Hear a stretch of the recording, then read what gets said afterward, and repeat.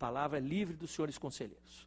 Eminente conselheiro Antônio Roque Cittadini, com a palavra. Senhor presidente, senhores conselheiros, senhor procurador-chefe do Ministério Público de Contas, procurador-chefe da Fazenda, dignos funcionários do tribunal. Eu desejo, nesta oportunidade, fazer uma pequena homenagem ao Dr. Otávio Frias Filho, jornalista e conhecido de todos, que faleceu há 2 dias. Eu dividiria esta pequena, singela homenagem em 2 campos. Um, da figura pública do jornalista Otavinho, e a outra do nosso colega da faculdade, da turma de 81, com quem convivemos naqueles anos de faculdade. O personagem público Otávio Frias Filho, é de grande relevo. Ele teve uma participação muito grande, extraordinariamente positiva, naqueles anos 70, 80, em que o país vivia um processo de transição e fazendo uma revolução no jornal Folha de São Paulo. Não tenho dúvida em dizer que ele era o grande motor desta mudança. Óbvio que participaram todos, jornalistas, o seu pai, a quem ele queria tanto, e tantos mais, mas foi da cabeça do Otávio que se fez a grande revolução na mídia, e uma revolução que teve consequências em todos os campos, ao fazer um jornal mais aberto, um jornal democrático, aquela transformação tão grande, criando normas que ficaram públicas, mostrando a independência do jornal. Ele era um entusiasta dessa transformação. Foi decisivo na campanha das eleições diretas, na mudança do regime. Não tivesse o jornal entrado com tanta força naquela campanha, não sei se teríamos o mesmo caminho que levou tantas e tantas pessoas às praças a reivindicar a mudança. Mas a reforma da Folha foi mais. A reforma da Folha serviu a todas as mídias, outros jornais, rádios, trazendo a noção de independência, que está diretamente vinculada a uma coisa que ele dizia sempre: é preciso ter um jornal financeiramente forte. Ele só pode ser independente se ele não tiver que ficar resolvendo os problemas menores de recursos, tal. Então, esta luta que ele desenvolveu o coloca como, não sei bem se o coloca somente na área da mídia, mas na área do país como um todo, como alguém que ajudou a transformar, alguém ajudou a reformar, alguém que ajudou a mudar o país. É óbvio, as pessoas analisam hoje, e eu vi a reação na internet, algumas de baixíssimo nível, que a gente é obrigado a conviver, né, nas mídias sociais. As pessoas não entendem que esta luta era também uma luta dura. Não era alguém que chegava e dizia: olha, vou botar isso no jornal, vou mudar isso, vou transformar isso. Era uma mudança que tinha reações. Eu me recordo que, em determinado momento deste processo de mudança, a Folha teve que recuar. Teve que recuar por razões que nós conhecemos, pressão do regime, teve que recuar, teve que fazer mudança nos seus quadros de jornalistas.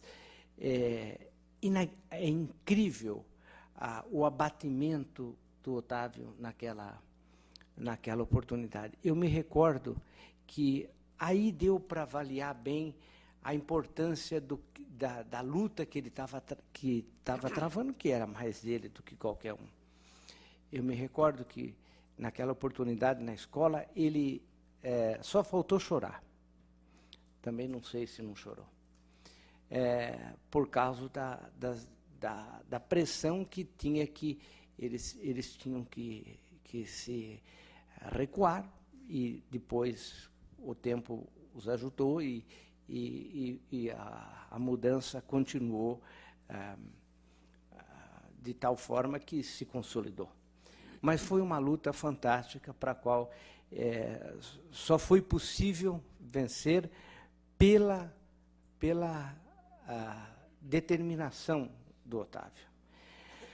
Ele era uma pessoa, e aí eu já entro no segundo campo, no campo que nós convivemos com ele, eu, o Dimas, foi da turma de 81, e nós várias vezes, em muitas oportunidades, tivemos em questões políticas na faculdade junto, inclusive na campanha do Dimas para presidente do centro acadêmico, ele ajudou muito, eu me recordo bem. Mas ele era uma pessoa tímida, é preciso dizer isso. Ele era uma pessoa que facilmente se retraía. Curiosamente, ele ouvia as pessoas. Depois, muito tempo depois, isso nós estamos falando do começo dos anos 80, na vida todos nós fomos para um lado, foi para o outro, e tínhamos uma convivência pequena, posto que pouco nos encontrávamos, mas sempre que encontrava, ele queria ouvir. Quase que como uma coisa meio saudosista da época que nós ficávamos discutindo até 2 horas da manhã, assuntos que muitas vezes hoje não dá nem para comentar, porque eram assuntos da faculdade e tal. Mas ele sempre teve esta capacidade de ouvir.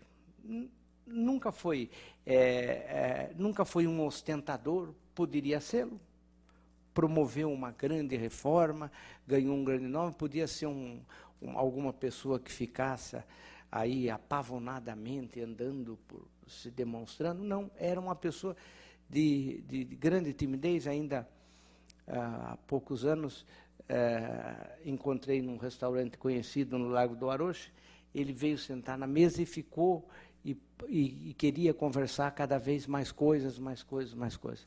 Era uma pessoa agradável. Como ele era muito retraído, algumas pessoas achavam que isto era um sinal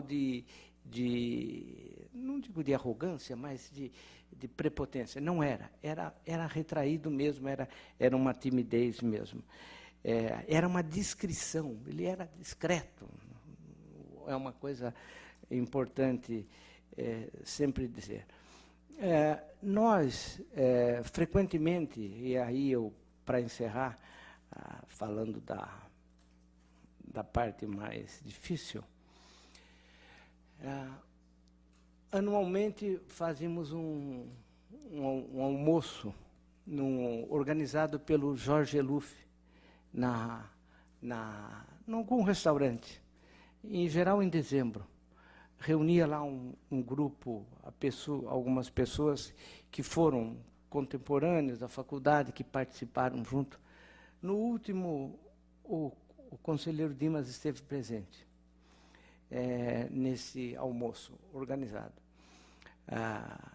E o ano passado, pouco antes de dezembro, o Jorge Eluf sempre ligava dizendo onde era o restaurante e tal.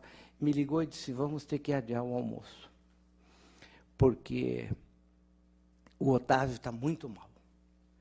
E aí ele disse a doença que todos conhecem e que acabou levando. Foi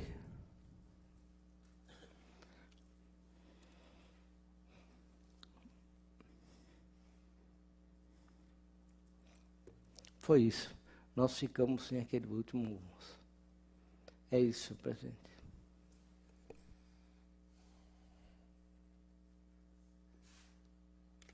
Tocante pronunciamento do conselheiro Antônio Roque Cittadini retrata personalidade pública, retrata o amigo, o companheiro que foi Otávio Frias Filho.